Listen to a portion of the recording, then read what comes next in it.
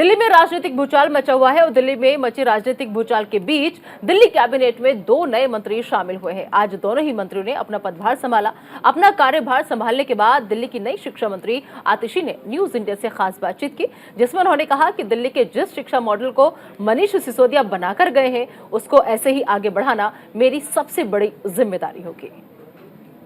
दिल्ली सरकार में 2 नए मंत्री अब नए शामिल हुए हैं। एक सौरभ भारद्वाज, दूसरी आतिशी जी जो हमारे साथ हैं। आतिशी जी, आपको एक बड़ा मंत्रालय शिक्षा विभाग दिया गया है।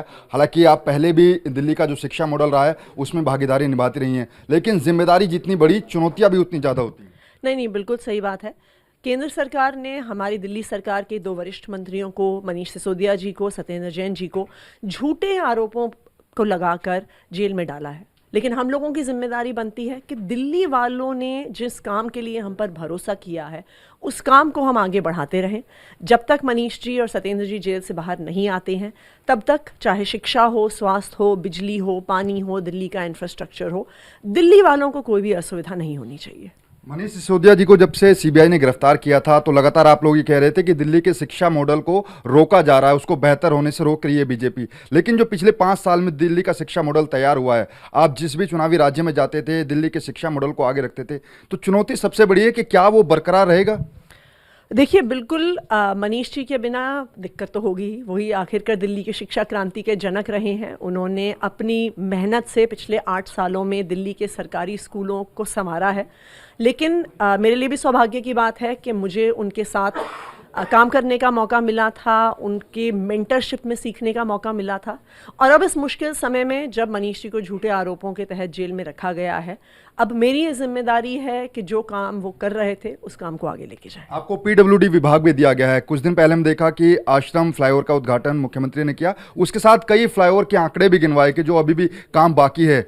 क्या उसकी रफ्तार कम होगी या फिर वो रफ्तार जो है बरकरार रहेगी? देखिए, रफ्तार बिल्कुल बरकरार रहेगी और दिल्ली के हर काम की रफ्तार बरकरार रहेगी, चाहे वो बिजली हो, चाहे पानी हो, चाहे स्कूल हो, चाहे हॉस्पिटल हो, चाहे इंफ्रास्ट्रक्चर हो। हम भारतीय जनता पार्टी को मुंह तोड़ जवाब देके रहेंगे कि आप चाहे आम आदमी पार्टी के कितने भी नेताओं को जेल में डाल दो, लेकिन हम दिल्ली वालों का काम रुकने नहीं देंगे। जब तक मनीष जी और सत्येंद्र जी जेल से बाहर नहीं आते हैं तब तक इस मोर्चे को हम संभाल के रखेंगे और दिल्ली वालों के हर काम जरूर होंगे। आज मनीष जी की बेल याचिका पर सुनवाई है, लेकिन ठीक उससे एक दिन पहले ही कल देर शाम ईडी उनको गिरफ्तार कर लेती है। मुख्यमंत्री कहते हैं कि बेल मिलने वाली थी इसलिए ईडी ने गिरफ्तार किया।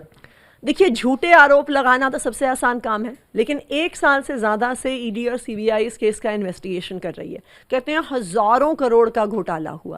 भाई, हज़ारों करोड़ का घोटाला हुआ तो वो पैसे कहाँ गए? कहीं तो मिलते। मनीष जी के घर पे मिलते, ऑफिस में मिलते, लॉकर में मिलते, पैतृक गांव में मिलते। 1 रुपया भी केंद्र सरकार की किसी एजेंसी को नहीं मिल पाया। दूसरी तरफ भारतीय जनता पार्टी के नेता हैं जिनके घरों से करोड़ों करोड़ों रुपए मिल जाते हैं, लेकिन वो खुलेआम घूम रहे हैं। भारतीय जनता, अगर मनीष जी और सत्येंद्र जी आज कह दें कि हम भारतीय जनता पार्टी ज्वाइन कर रहे हैं, उनके खिलाफ सारे केस खत्म हो जाएंगे।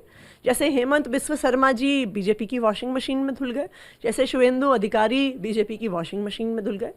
लेकिन मनीष जी और सत्येंद्र जी हमेशा से सच्चाई की लड़ाई लड़ते रहे हैं और चाहे वो जेल में हो, वो सच्चाई की लड़ाई लड़ते रहेंगे। आज भी आप देखिए, मनीष जी तिहाड़ जेल में बंद हैं, लेकिन वहाँ से भी वो दिल्ली के बच्चों की, देश के बच्चों की शिक्षा की बात कर रहे हैं। इससे बड़ी बात क्या हो सकती है? आपको पर्यटन विभाग भी दिया गया है और दिल्ली के अंदर बात करें या फिर ऑल ओवर इंडिया की बात करें, G20 सम्मेलन भी हो रहा है। आपको लगता है कि ये भी एक बेहद चुनौती होगा आपके सामने?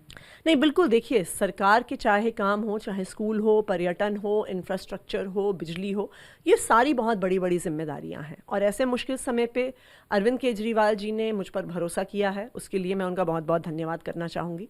और जैसा मैंने कल भी कहा था कि जब तक मनीष जी और सत्येंद्र जी वापस नहीं आते हैं तब तक दिल्ली वालों के कोई भी काम हम रुकने नहीं देंगे।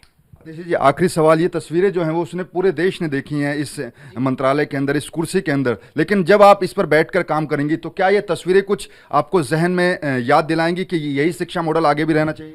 ना सिर्फ शिक्षा मॉडल, देखिए हमारी नज़रों में तो मनीष जी शिक्षा मंत्री थे, हैं और आगे भी वही शिक्षा मंत्री रहेंगे। जैसा मैंने कहा, ये मेरे लिए सौभाग्य की बात है कि मुझे मनीष जी की गाइडेंस में बहुत कुछ सीखने को मिला है और ये तस्वीरें हमेशा मुझे याद दिलाती रहेंगी कि मनीष जी ने अपने खून पसीने से पिछले 8 साल में दिल्ली के गरीब बच्चों के लिए जो काम किया है, अब मेरी जिम्मेदारी है कि जब तक वो वापस नहीं आते उस काम को उसी स्पीड से और उसी मेहनत से हम बना के रखें। तो बिल्कुल दिल्ली की नई शिक्षा मंत्री हैं आतिशी, जिन्होंने सीधे तौर पर कहा कि जो दिल्ली का शिक्षा मॉडल अब तक बना है उसमें वही रफ्तार जो है बरकरार रहेगी। जो शिक्षा मॉडल मनीष सिसोदिया ने बनाकर तैयार किया है उसको हम यूं ही चलते रहने देंगे। कैमरा पर्सन मनीष के साथ नमित त्यागी, न्यूज़ इंडिया, दिल्ली।